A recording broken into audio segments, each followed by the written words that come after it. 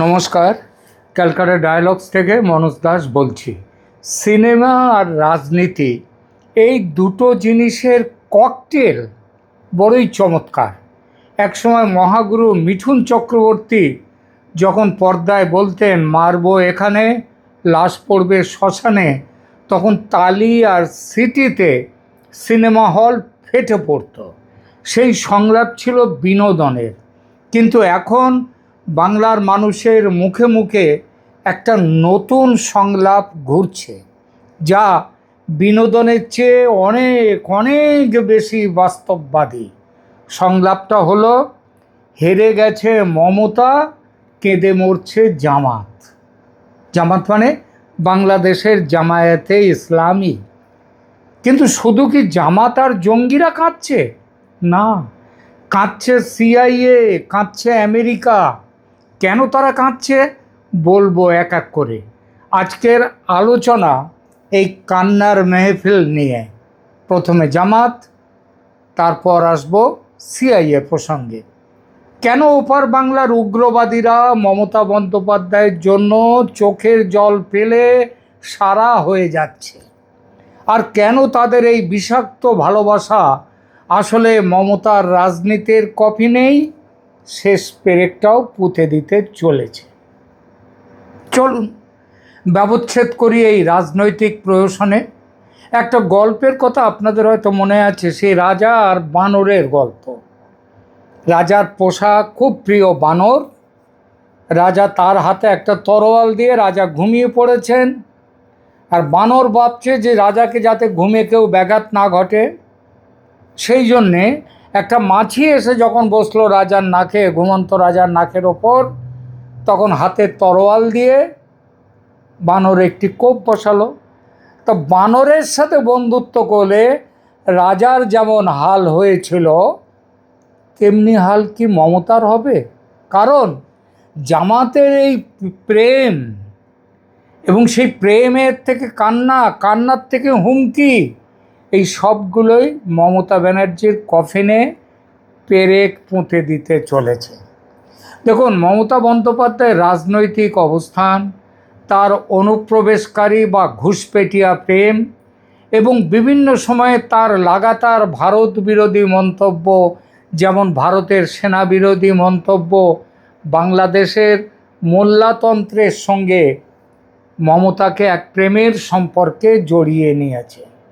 খেয়াল করলে দেখবেন, মুখ পাতলা এবং আবোল তাবোল বক্তব্য রাখতে যে মমতার জুড়ি নেই, তিনি কিন্তু কোনো দিন মুখ ফসকেও কখনো ইসলাম সম্পর্কে, কোরআন সম্পর্কে একটাও আলগা কথা বলেননি, কোনো দিন বলেননি। দেখুন, ভুলভাল সরস্বতী পুজোর মন্ত্র তিনি আওড়েছেন, সেই নিয়ে নতুন করে তো কিছু বলার নেই, সবাই জানে। ভগবান বিষ্ণুকে তিনি বিষ্ণু মাতা বলেছেন। নন্দীগ্রামের মঞ্চে চণ্ডীপাঠ করতে গিয়ে দিশজয়ী না বলে তিনি দিশই বলেছেন। বিকৃত মন্ত্র উচ্চারণ করেছেন। মতুয়াদের আরাধ্য গুরুচাঁদ ঠাকুরকে গরুচাঁদ বলেছেন। হিন্দু ধর্মশাস্ত্রের 12টা বাজিয়ে পিতৃপক্ষে দেবী দুর্গার আবাহন করেছেন, চক্ষুদান করেছেন। চক্ষুদান শব্দটার একটা অর্থ কিন্তু চুরি করা। জানো তো, এখন চক্ষুদান মানে মানুষ ভাবেন যেন যে ওই মৃত্যুর আগে, মরণোত্তরকে তিনি একটা মৃত্যুর আগে তিনি বলে যান যে তার চক্ষু দান করে যান, সেইটাকে চক্ষুদান বলা হয় এখন। এটা তো এখনকার, কিন্তু আমরা ছেলেবেলায় চক্ষুদান মানে জানতাম, চক্ষুদান মানে চুরি করা, মানে চোখের আড়াল থেকে জিনিস সরিয়ে নেওয়া।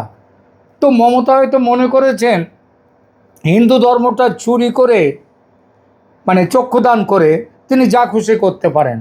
আমরা এটা নিয়ে মজা করি, মোল্লাতন্ত্রও কিন্তু এটা নিয়ে মজা করে, তবে একটু আলাদা রকমের। আমরা হাসি মজা করে মমতার এইসব ধর্ম নিয়ে বিদ্যা বুদ্ধি দেখে। আর মোল্লারা কি বলে, দেখো মমতা দিদি কেমন সুন্দর কইরা পুঁটকি মারতেছে হিন্দু ধর্মের পুঁটকি মারতেছে। আমরা মজা করি বলে এসবের তুলনায় মমতার আরও ভয়ঙ্কর এবং অপমানকর একটি বক্তব্য নিয়ে কিন্তু আমরা কথা বলি না এখনো অবধি। জানেন, এটা হয়তো অনেকে জানেনও না মমতা এমন কথা বলেছেন, যদিও সেটা নিয়েই সবচেয়ে বেশি সমালোচনা হওয়া উচিত ছিল।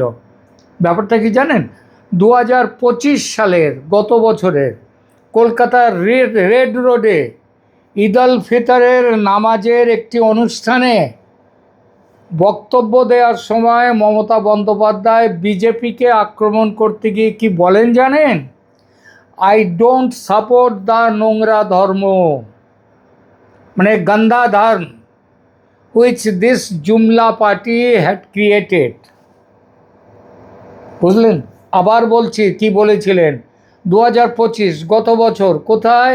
রেড রোডের অনুষ্ঠানে, ঈদ উল ফিতরের অনুষ্ঠানে ভাষণ দিতে গিয়ে বলেছিলেন, আই ডোন্ট সাপোর্ট দ্য নোংরা ধর্ম which this jumla party had created. এটা আমাদের এখানে খুব বেশি এই কথাটা নিয়ে আলোচনা হয়নি, বাংলাদেশে কিন্তু হয়েছে। কেউ কি ভেবে দেখেছেন হিজাব পরে মুসলমান সেজেছেন মমতা, কিন্তু তাদের ধর্মের কথা নিয়ে একটা কথা তিনি কেন বলেন না? কারণ তিনি যদি কোনো জায়গায় বলতে গিয়ে আল্লাহকে পুরুষ কিংবা মানে মহিলা কিছু বলে ফেলতেন, তাহলে কি কর্মটা হতো বলতেন? ভাবতে পারেন? যদি তিনি একটা ভুল কিছু বলতেন ইসলাম ধর্ম নিয়ে, তাহলে তার ভোট ব্যাংক খচে যেত, এমনকি কল্লাও কেটে দেওয়ার ভয়টাও থাকতো।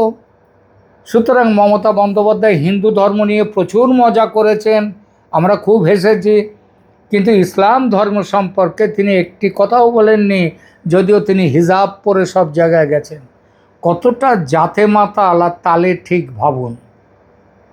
হিন্দু ধর্ম দেবদেবীকে ছ্যাবলামির জায়গায় নিয়ে যাওয়ার জন্য শুধু এপারের মুসলমান নয়, ওপারের মোল্লাতন্ত্রের কাছেও তিনি খুব প্রিয়।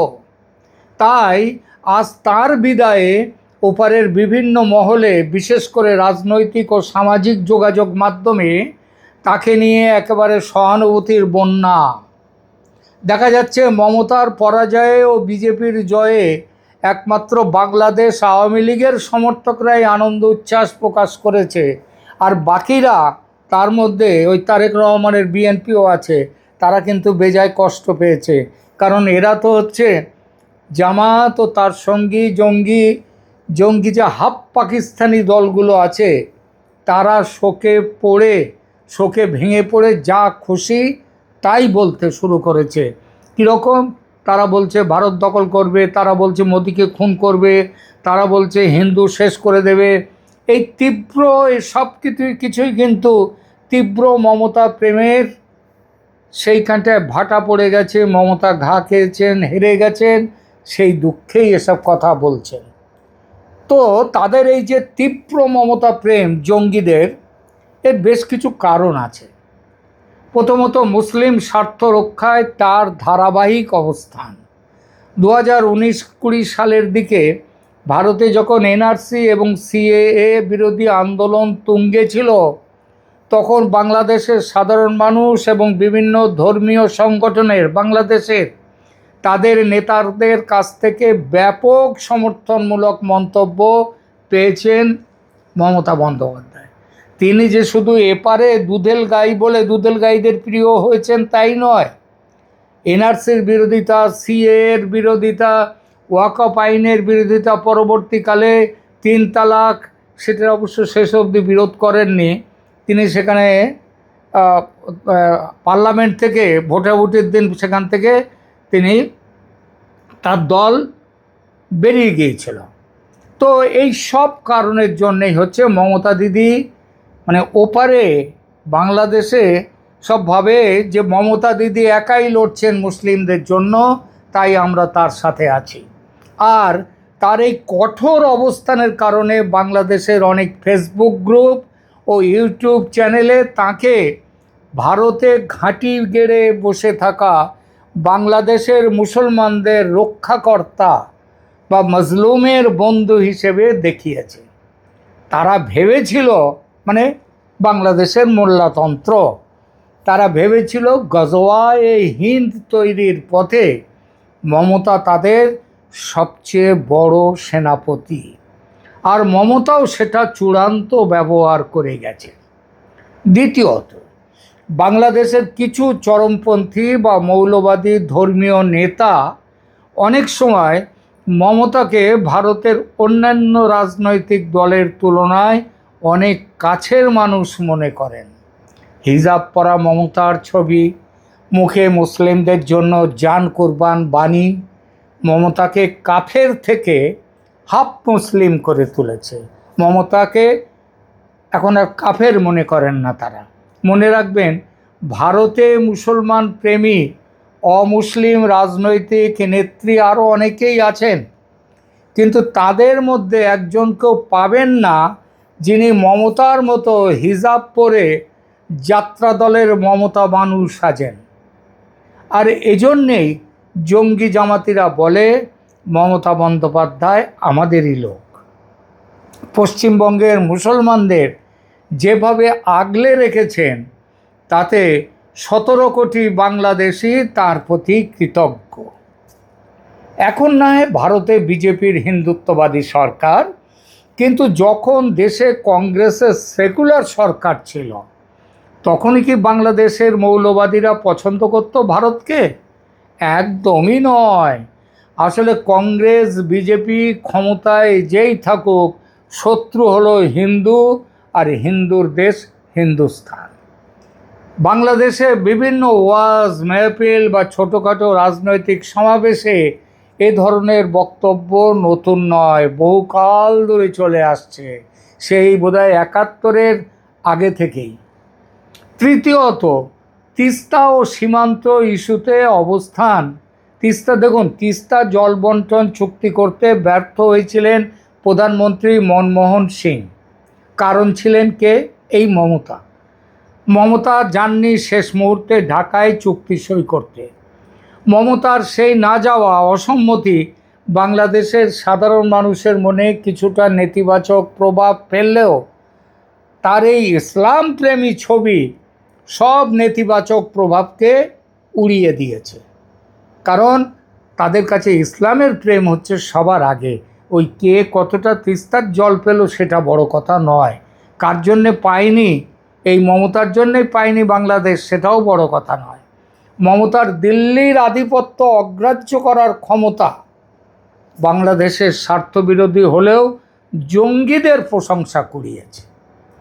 এবং সবশেষে হচ্ছে সামাজিক যোগাযোগ মাধ্যমের নিরবচ্ছিন্ন প্রচার। সাম্প্রতিক কয়েকটা বছরে ইউটিউব এবং ফেসবুকের ভিডিওগুলোতে এ ধরনের অনেক চটকদার হেডলাইন বা মন্তব্য দেখা যাচ্ছে। কয়েকটা শুনুন। এই যেমন, মমতার পরাজয়ের পর মমতার জন্যে বাংলাদেশে জামাতিদের বাংলাদেশের রাজপথে বিশাল মিছিল। তারপরে ধরুন লিখছে তারা হেডলাইন ওখানকার ইউটিউব ইত্যাদিতে, মোদিকে রুখতে মমতাকে সমর্থন দিচ্ছে বাংলাদেশ। তারপর মমতা দিদি জিতলে বাংলাদেশের জয়। মমতার সাহায্যে মুসলমানরা সিরাজউদ্দৌলার সময়ের স্বাধীন বাংলা তৈরি করবে, ইত্যাদি ইত্যাদি। ইংরেজিতে একটা কথা আছে, কিস অফ ডেথ বা মৃত্যুর চুম্বন। এখন মনে রাখতে হবে, বাংলাদেশের জামাতের ও জঙ্গিদের এই মমতা প্রেম কি মমতার কাছে আশীর্বাদ নাকি অভিশাপ? কারণ মমতার ভোটার তো বাংলাদেশিরা নয়। একটু ভুল হলো, একটু ভুল আছে অবশ্য আমার এই কথায়। এসআইআরের পর এখনও কিছু বাংলাদেশি পশ্চিমবঙ্গের ভোটার লিস্টে রয়ে গেছে, কারণ তারা মমতার সৌজন্যে ওই এসআইআরের জাল এড়িয়ে যেতে পেরেছে। তবে আজ নাও কাল ধরা তারা পড়তেই হবে। এরপর এনআরসি আসছে, আর রাজ্যের শাসন ক্ষমতায় মমতা নেই, আছে শুভেন্দু। বাংলাদেশিরা তাই মমতার পক্ষে ভবিষ্যতে আর ভোট দিতে পারবেন না। এই পরিস্থিতিতে জঙ্গিদের এই যে মমতা প্রেম, ওই যে হুঙ্কার 17 কোটি বাংলাদেশি মমতার জন্যে আছে, এটা কি আদৌ মমতার কাছে আশীর্বাদ নাকি কফিনের শেষ পেরেক? আপনারা কি লক্ষ্য করেছেন? ঢাকার রাস্তা থেকে ভিডিও আসছে, দাড়ি টুপিওয়ালা স্বঘোষিত মুজাহিদ বা জামাতি নেতারা হুঙ্কার দিচ্ছেন, মমতা দিদি তুমি লড়াই করো, 17 কোটি বাংলাদেশি তোমার সাথে আছে। ভাবুন একবার, একজন ভারতীয় অঙ্গরাজ্যের মুখ্যমন্ত্রী, যিনি ভারতের সংবিধানের শপথ নিয়েছেন, তার হয়ে লড়াইতে নামার হুঙ্কার দিচ্ছে বাংলাদেশের জঙ্গিরা। এটা কি মমতার শক্তি নাকি তার ভয়ঙ্কর অস্বস্তি? ওপার থেকে যখন নারায়ে তাকবীর স্লোগানের সাথে মমতার নাম জুড়ে দেওয়া হয়, তখন কলকাতার সাধারণ মানুষ ভাবে এ কে, এ কে? মানুষ ভাবে কি এমন মধু আছে এই মমতা ব্যানার্জির কাছে, যার টানে উগ্রবাদীরা এমন পাগল? এই 17 কোটি আসলে মমতার জন্য কোনো জনসমর্থন নয়, বরং তার ভারতীয় ভোটারদের কাছে একটা মস্ত বড় রেড ফ্ল্যাগ। জামাতিরা কেন মমতাকে ভালোবাসে? এর কারণ কি মমতা খুব ধার্মিক, ইসলাম প্রেমী? না, কারণ একটাই, দিল্লি বা মোদির বিরোধিতা করতে হবে, ভোটে জিততে হবে। জামাতিদের লজিক খুব পরিষ্কার, মোদি আমাদের শত্রু, ভারতের হিন্দু আমাদের শত্রু, আর মমতা মোদিকে গালমন্দ করেন, হিন্দু ধর্ম নিয়ে মশকরা করেন। তিনি ভারতের জাতীয়তার বিরুদ্ধে, তিনি বিএসএফকে বলেন রেপিস্ট, সব ঝাঁটা দিয়ে মারো বিএসএফকে।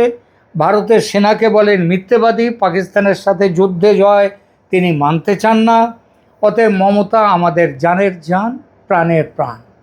জামাতিরা মনে করছে মমতাকে ঢাল হিসেবে ব্যবহার করে তারা পশ্চিমবঙ্গে নিজেদের স্বার্থ সিদ্ধি করবে, কিন্তু তারা এটা বুঝতে পারছে না যে তাদের ওই ওপেন সাপোর্ট আসলে মমতার গায়ে দেশ বিরোধী তকমা সেঁটে দিচ্ছে খুব ভালো রকম করে।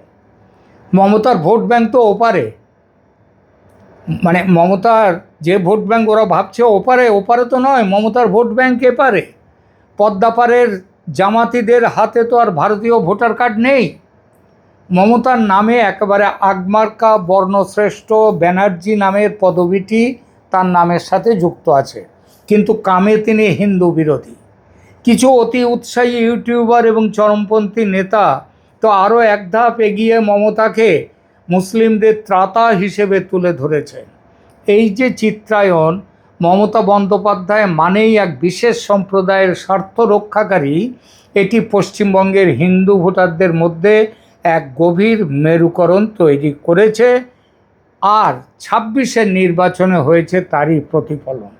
এরকম চলতে থাকলে 2029-এর লোকসভা নির্বাচনে 29 আসন থেকে শূন্যে চলে যাবে তার দল, লিখে নেবেন। জামাতিরা বাংলাদেশে বসে যখন বলে মমতা না থাকলে মুসলিমদের কি হতো, তখন পশ্চিমবঙ্গের সাধারণ শান্তিপ্রিয় হিন্দু জনগোষ্ঠী মানুষ ভাবে বটে, তবে থাকো তুমি তোমার দুধেল গাইদের নিয়ে, আমরা নেই তোমার সঙ্গে। ব্যাস, ধর্মীয় মেরুকরণ অমনি চূড়ান্ত। এই মেরুকরণের সরাসরি ফায়দা কিন্তু চলে যাবে হিন্দুত্ববাদী দলের ঝুলিতে। অর্থাৎ জামাতিরা যত বেশি কান্নাকাটি করছে, ততই মমতার পায়ের তলা থেকে মাটি সরে যাচ্ছে, আর বিজেপির মাটি শক্ত হচ্ছে এবং আরও শক্ত হবে। আবার ঘুরে ফিরে সেই কিস অফ ডেথ। জামাতিদের এই ভালোবাসা হচ্ছে সেই মরণ চুম্বন। বাংলাদেশের উগ্রবাদীরা যখন বলে তারা মমতার হয়ে লড়াই করবে, তখন ভারতের জাতীয় নিরাপত্তা সংস্থাগুলোর কান খাড়া হয়, আর ভোটারদের মনে সংশয় জাগে, পশ্চিমবঙ্গ কি তবে জঙ্গিবাদের চারণভূমি হতে চলেছে সৌজন্যে মমতা ব্যানার্জি? মমতা বন্দ্যোপাধ্যায় হয়তো ভাবছেন তিনি সীমান্ত পেরিয়ে জনপ্রিয়তা পাচ্ছেন, কিন্তু আদতে তিনি এক গভীর ফাঁদে পা দিয়েছেন। যে মুহূর্তে বিদেশি মৌলবাদীরা কোনো ভারতীয় নেতার সমর্থক হয়ে দাঁড়ায়, সেই নেতার রাজনৈতিক বিশ্বাসযোগ্যতা তাসের ঘরের মতো ভেঙে পড়ে। জঙ্গি মমতা বা জামাত প্রেম নিয়ে অনেক কথা হলো, এবার একটু সিআইএ মমতা প্রেম নিয়ে দু কথা বলি। আমেরিকা চায় সারা পৃথিবীর দেশে দেশে তাদের সমর্থক পুতুল সরকার তৈরি হোক। পুতুলের প্রথম ধর্ম কি? সে নিজে নাচে না, তাকে অন্য কেউ নাচায়। পুতুলের টিকি বাঁধা সুতো থাকে এই পুতুল নাচান যিনি তার হাতে। এরকম পুতুল হতে গেলে প্রথম প্রয়োজন জাতীয়তাবাদ ভুলে যাওয়া। বিশ্বের দেশে দেশে আমেরিকার যেসব পুতুল বসে আছে তাদের দিকে তাকান, বুঝতে পারবেন শেখ হাসিনা পুতুল হতে চাননি, তাই তার পতন ঘটিয়েছে আমেরিকা। তারপর থেকে সেখানে বসে আছে পুতুল সরকার। আমেরিকার টার্গেট আছে ভারতেও। বহু চেষ্টা হয়েছে বিজেপি ও মোদিকে হটানোর। কৃষক আন্দোলন, সিএএ ও এনআরসি, 3 তালাক বন্ধ আইন, ওয়াকফ আইনের বিরুদ্ধে জোরদার আন্দোলনের সুবিধা, এসব আন্দোলনের সুবিধা হয়নি। তবে এই সমস্ত আন্দোলনে মমতা বিজেপি বিরোধী শক্তির পুরোভাগে। বাংলাদেশে হাসিনা সরকারের পতনে জামাত ও জঙ্গিদের সঙ্গে শুরু থেকেই আঁতাত ছিল মমতার, সেসব খবর এখন বেরিয়ে আসছে। এই যে বাংলাদেশের ভারতের সাথে সীমান্ত, পশ্চিমবঙ্গের সাথে সীমান্ত এলাকাগুলিতে জামাত এবং জঙ্গিদের এত বড় ফল হয়েছে, ভালো ফল হয়েছে, তার অর্থায়ন, তার সাপোর্ট কিন্তু এপার থেকে মমতা বন্দ্যোপাধ্যায়ের মারফত চলে গেছে বলে গোয়েন্দা সূত্রে খবর এসছে। এই সব কিছুই কিন্তু আঁতাত, এই যে সব আঁতাত, এই যে সব কাজকর্ম, এটা সবই হচ্ছে আমেরিকার প্রেসক্রিপশন মোতাবেক। আফগানিস্তানের তালেবান শাসন নিয়ে আসার কারিগর কে ছিল? এই আমেরিকা। ইরানের রেজা শাহ পাহলভির পতন ঘটিয়ে ইসলামী প্রজাতন্ত্র নিয়ে এসেছিল কে? এই আমেরিকা। স্বার্থ সিদ্ধির জন্য মৌলবাদী শক্তিকে ব্যবহার করা আমেরিকা যুক্তরাষ্ট্রের বহু পুরনো ছক। জামাতের সঙ্গে মমতার প্রণয় এই ছক থেকেই তৈরি। এর জন্য সিআইএর কাছ থেকে কত হাজার কোটি টাকা পেয়েছেন মমতা, সেটাও কেন্দ্রীয় সরকারের তদন্তে এসে আসছে। এমনটা ভাববেন না কেউ যে সিবিআই বা ইডি শুধু বালি আর কয়লা পাচার কাণ্ডের তদন্ত করছে। তাদের তদন্তের মধ্যে ইতিমধ্যেই এসে গেছে বিদেশি ব্যাংকে মমতার দলের ও পরিবারের লোকদের বিপুল পরিমাণ গচ্ছিত টাকার উৎস কোথায়। শেষ করি আলোচনা। জামাতিরা ভাবতে শুরু করেছিল গজওয়া-এ হিন্দ না হয় কিছু পরে আসবে, বাংলায় তো আগে এসে, বাংলা তো মানে পশ্চিম বাংলাটা তো আগে এসে যাক হাতে। মুসলিম ভোট একমুখী, কিন্তু বাঙালি হিন্দুরা সূর্যের 7 ঘোড়ার মতো, সবার মুখ আলাদা দিকে। অতএব মুঠো এলো বলে দুই বাংলা মিলিয়ে বৃহত্তর ইসলামিক বাংলাদেশ গঠন। দারুণ এগোচ্ছিল প্ল্যান, ভেস্তে দিল বিজেপি। সেনাপতি শুভেন্দু কুপকাত করে দিল মমতা ব্যানার্জিকে। বাঙালি হিন্দুও যে গোবলয়ের মতো এত ধর্মান্ধ হয়ে যাবে হিসেবের মধ্যে ছিল না কারো। বোঝা যাচ্ছে কমিউনিস্টরা 34 বছরে কাজের কাজ কিছু করেনি।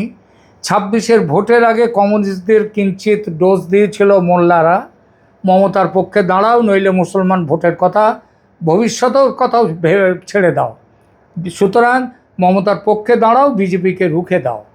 সেই টনিক পেয়ে no vote to BJP slogan তুলেছিল বামেরা, কাজ হয়নি। তাই দুঃখে কাতর বাংলাদেশের মোল্লাতন্ত্র নিজেই নেমে পড়েছে রাস্তায়, হুঙ্কার দিচ্ছে 17 কোটি বাংলাদেশি, দিদি তুমি এগিয়ে চলো, আমরা তোমার পাশে আছি। দিদির আমলে এই হুঙ্কারে ভয় পেত রাজ্যের হিন্দুরা, কারণ বর্ণব্রাহ্মণ মুখ্যমন্ত্রী যখন বলেন আমি আছি বলে এবং ওদের আটকে রেখেছি বলে তোমরা বেঁচে আছো, মানে হিন্দুরা বেঁচে আছো, না হলে 2 মিনিটে শেষ হয়ে যেতে তোমরা। সেই মমতার পতন হয়েছে নির্বাচনে, আর নির্বাচনে মমতার পতনের ফলে কেটেছে হিন্দুদের ভয়। যখন স্লোগান ওঠে হেরে গেল মমতা, কেঁদে মরছে জামাতিরা, তখন বুঝতে হবে বাংলার মানুষ বুঝে গেছে কার সুতো কোথায় বাঁধা। জামাতিদের এই কান্নাকাটি আসলে মমতার ধর্মনিরপেক্ষ রাজনীতির মুখোশটা ছিঁড়ে দিয়েছে। তারা মমতাকে সমর্থনের নামে আসলে তাকে রাজনৈতিকভাবে নিঃশেষ করে দিচ্ছে। মমতা বন্দ্যোপাধ্যায় হয়তো এই সমর্থন উপভোগ করছেন বা চুপচাপ দেখছেন। কেন বলছে কথা? কারণ তিনি কিন্তু বাংলাদেশের জঙ্গিদের বিরুদ্ধে কখনো মুখ খোলেন না। বাংলাদেশে হিন্দু খুন হলে তিনি নীরব। চিন্ময় প্রভুর মুক্তি নিয়ে তিনি আজ অবধি একটি কথাও বলেননি। কেন না, তারা কারণ সেটা বললে তো উনি আটকে যাবেন, আটকে যেতে পারেন তিনি, মানে তার ভোট ব্যাংক চলে যেতে পারে। সেই জন্যে তিনি কোনো রকম কথা বলবেন না, জামাতের যা বলছে বলুক। তার মানে দেখালো কি, মিঠুন চক্রবর্তী সেই ডায়লগটার মতো মাঠটা এবার ভোটাররা ইভিএমে মারছে, আর রাজনৈতিক লাশটা পড়ছে মমতার সাজানো গদির ওপর। আর ওপারে জামাতিরা তো কাঁদবেই, কারণ তাদের শেষ আশ্রয় মমতা এখন ভাঙাগড়ার খেলায় বিপন্ন। বৃহত্তর ইসলামিক বাংলাদেশ গঠনের জঙ্গি স্বপ্ন, যা মমতার কল্যাণে রূপ নিতে চলেছিল, সেই স্বপ্ন কবরে চলে যাওয়াতে জঙ্গিদের হতাশার শেষ নেই। হতাশা থেকে হুমকি, সেই হুমকি শুনে এখন ভারতে অবশ্য কেউ ভয় পাচ্ছে না, হাসছে। প্রিয় দর্শক, আপনারা কি মনে করছেন কমেন্ট করে জানান, লাইক দিন। আর এই ধরনের ইনডেপথ রাজনৈতিক আলোচনা দেখতে সাবস্ক্রাইব করুন ক্যালকাটা ডায়ালগস। ধন্যবাদ।